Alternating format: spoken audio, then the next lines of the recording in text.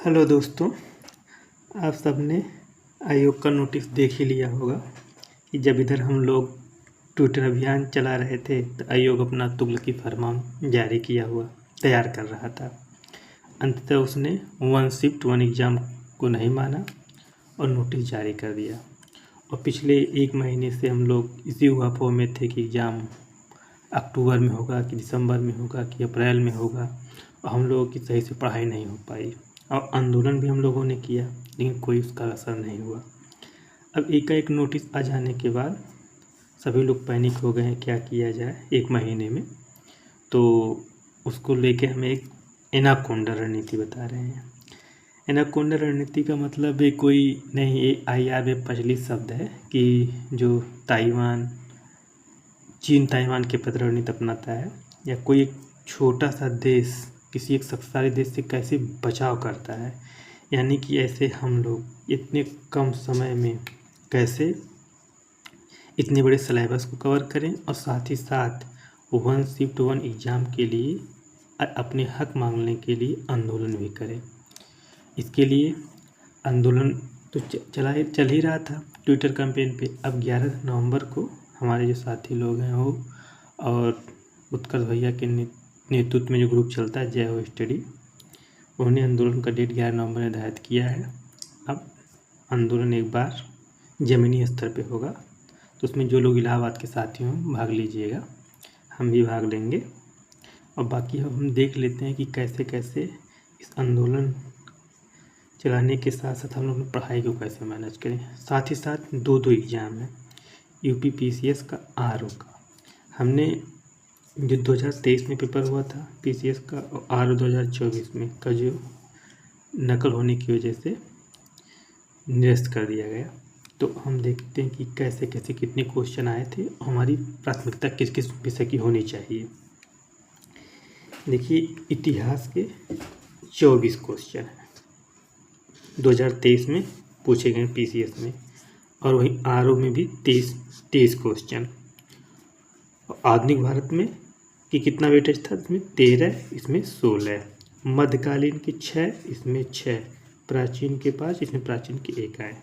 यानी कि मोटा मोटा 24 से 25 क्वेश्चन PCS में भी, UP PCS में भी आएगा, हिस्ट्री और RO में भी, और दोनों में वेटेज किसका है, आधुनिक भारत का।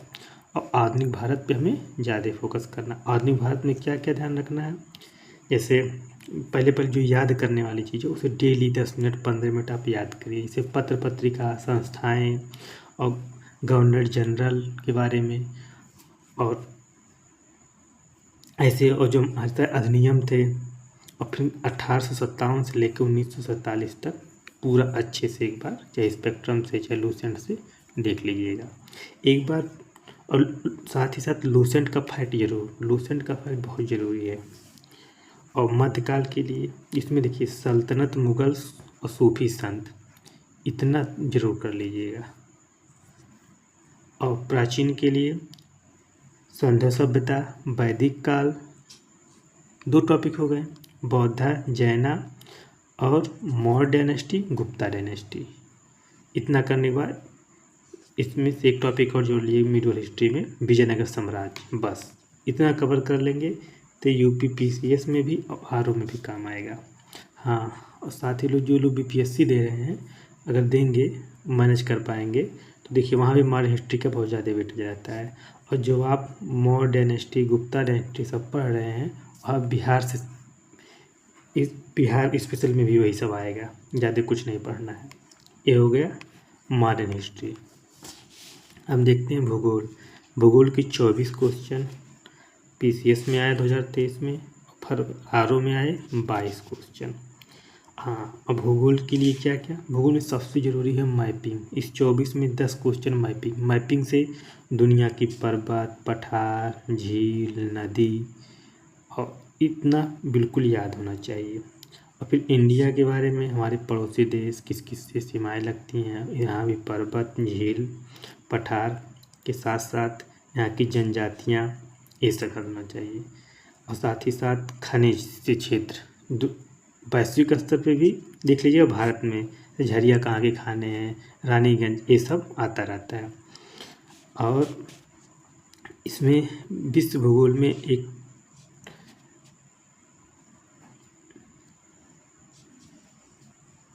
विश्व भूगोल में एक बार आप लोग यहाँ की वैश्विक स्तर पर जनजातियाँ देख लीजिएगा और प्रमुख औद्योगिक स्थल जैसे डेट्रॉयट पूछ लेता किसके लिए फेमस है, फिर ड्रेसडेन दे देगा, रूर, ऐसे सब देख लीजिएगा।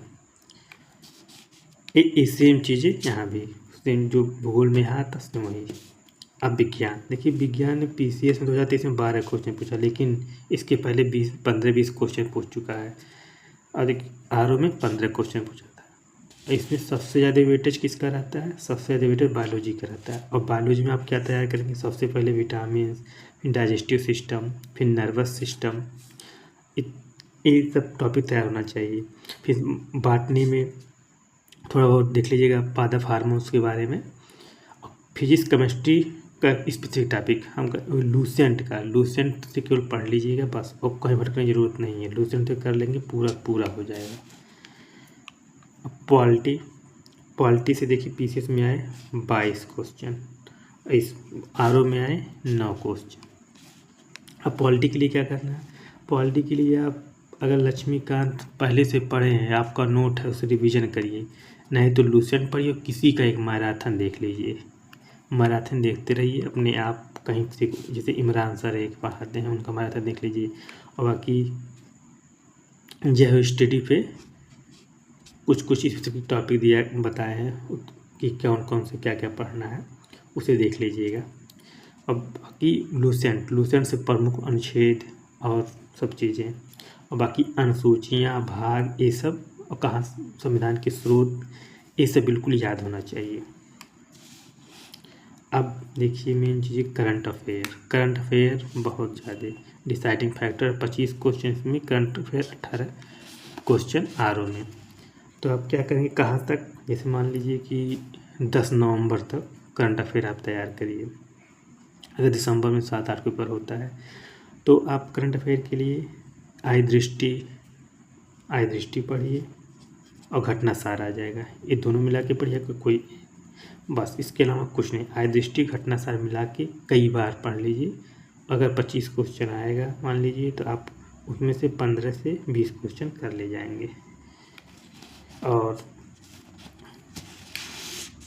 देखिए अब इतना ही केवल इतिहास, भूगोल, विज्ञान, राज्य व्यवस्था, करंट अफेयर से हम 100 नंबर से ऊपर आ गए हैं। ठीक, अब इतने इस पर सबसे ध्यान होना चाहिए। और इकोनॉमिक्स का ज़्यादा स्टैटिक क्वेश्चन आता नहीं, इसमें बजट से चाहे UP बजट हो, इंडिया के बजट और सर्वे से क्वेश्चन जोड़ दिया जाता है। और बाकी कुछ प्रमुख समितियां, आर्थिक समितियां जो बनी हैं, इनसे क्वेश्चन आते हैं, और करंट स्पेसिफिक आएगा क्वेश्चन, आप इसे कर ले जाएंगे। और कि RO में इसमें एक टॉपिक है, ये है सामाजिक और आर्थिक अर्थव्यवस्था और जनगणना। इसमें कुल 14 क्वेश्चन आए हुए थे, तो आप जनगणना ध्यान से पढ़िएगा। जनगणना RO में, क्योंकि भाई 1 या 2 क्वेश्चन बहुत डिसाइडिंग फैक्टर होता है।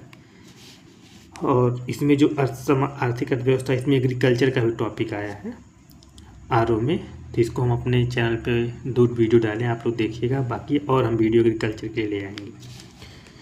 और UP स्पेशल 8 क्वेश्चन आया था 2023 PCS में, और 9 क्वेश्चन आया था RO में। UP स्पेशल के लिए चाहे परीक्षावाड़ी, चाहे घटनासार की जो पतली बुक आई है घटना चक्र की, उसे पढ़िए बार, बाकी कुछ नहीं, वन लाइनर। अब देखिए इन्वायरमेंट का PCS में 8 प्रश्न आए थे, इनमें से सतत विकास लक्ष्य होगा, कम 2 क्वेश्चन पूछ लिया था। तो आप national park, tiger reserve, elephant reserve, ये सब देखने के साथ ही साथ जो भी COP हो रहा है और इसके पहले जितने सम्मेलन हुए हैं, ये सब याद कर लीजिएगा। और 17 के 17 SDG गोल याद होना चाहिए। और RO में एक ही इन्वायरमेंट का क्वेश्चन आया था, तो अगली बार और भी आ सकता है, क्योंकि इसके पहले जो RO पेपर होते थे 5-5, 6-6 क्वेश्चन आए हैं इन्वायरमेंट के।